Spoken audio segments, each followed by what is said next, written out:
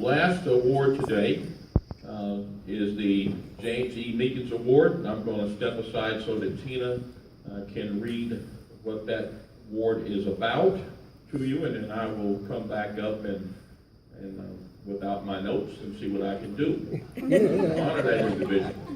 And then we'll have some closing remarks and get you all out of here this afternoon before it gets too late. I think we're right on target. Okay. This is the last award for today. This is my baby, the James E. Meekins Award, formerly known as the Citizen of the Year Award. James Meekins, I had the distinct pleasure to work with, and he passed away in '99 during a procedure that was supposed to be simple, and God saw it another way. So today, I won't stand before you and cry like I usually do, because James is going to do that.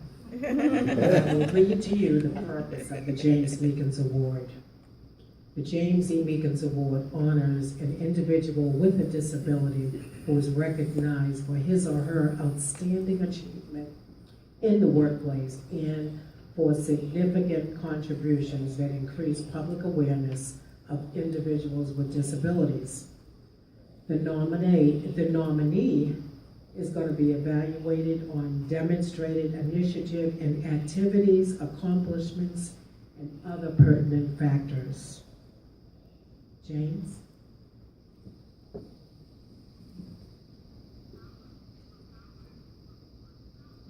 As Tina states, this is her baby, and I'm going to try to help her out with this.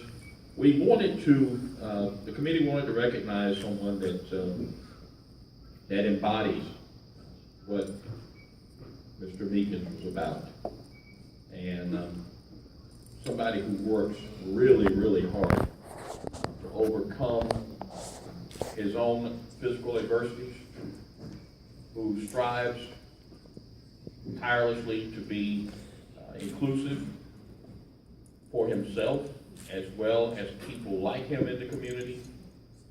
He is a hard-working individual. He is a dedicated family man. He is married to a wonderful, lovely young lady. His wife's name is Lila. He has 3 children: Bella, who is 10, Carter, who is 8, and Maya, who will be 5 in the very near future. And in fact, I believe Carter's got a birthday coming up as quickly as tomorrow, the 18th. And the young man has worked for many years for the state of North Carolina with vocational rehabilitation, Department of Health and Hard of Hearing, and is currently employed with the North Carolina Developmental Disability Program, which is a dual program between DHHS and the federal government. We have had the privilege of having this young man work with us on our team with the Raleigh Mayor's Committee. He brings a wealth of knowledge. In case you weren't familiar with this fact, he went to William and Mary, which is over in Williamsburg, Virginia. It's a very old school and a very good school. And he met Lila there, and so he could keep an eye on her. He decided he'd just stay a little longer and go to law school too. So he's a very smart man. He knows how to keep an eye on his prize. And we're honored to have him be a part of our committee, and we're proud of what he does in the community to keep us all informed, to keep us all enhanced, keep us enriched.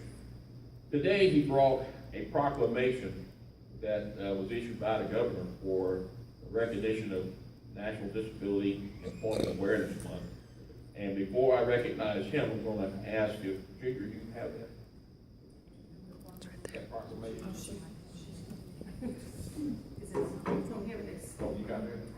I'm going to ask Tina to read that real fast here. Okay. The State of North Carolina, Pat McCrory, Governor, Disability Employment Awareness Month 2016. By the Governor of the State of North Carolina, a proclamation. whereas Public Law 176, enacted by Congress in 1945, designated the first week in October as National Employ the Physically Handicapped Week. And in 1988, Congress changed the name to National Disability Employment Awareness Month.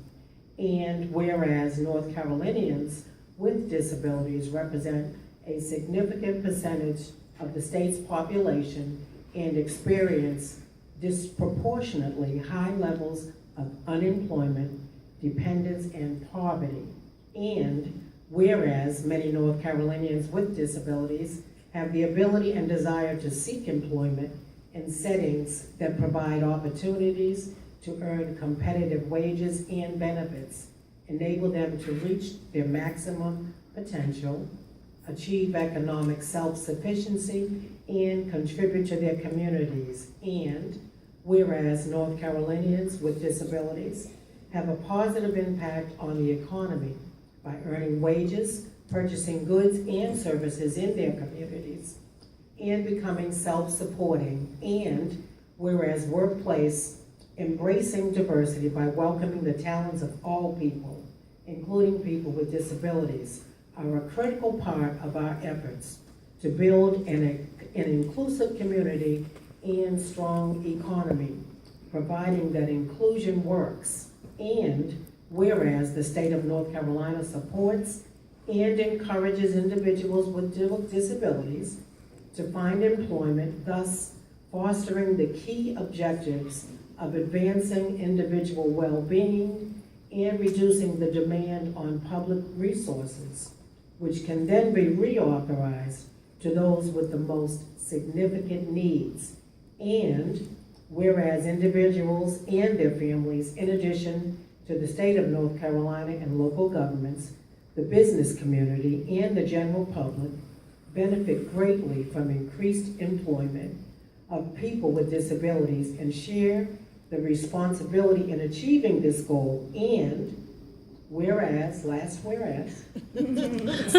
successfully achieving this goal requires providing appropriate training, advancing best practices, and engaging the business community through the Division of Vocational Rehabilitation Services, the Division of Services for the Blind, the Division of Mental Health, Developmental Disabilities and Substance Abuse Services, the Council on Developmental Disabilities, the Department of Public Instruction, the Community College System, the University of North Carolina System, the Department of Commerce through NC Works, and of the state of North Carolina and non-profit entities in the form of counseling, education, job training and placement, transportation, assistive technology, and other support services.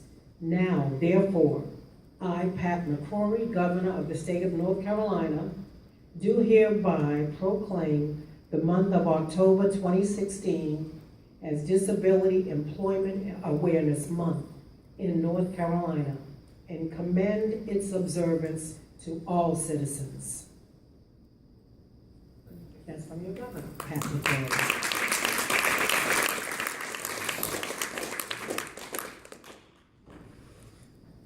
A proclamation of that magnitude could not have been secured by the chair of the Raleigh Mayor's Committee. It would have to have been secured by the chair of the subcommittee of public information.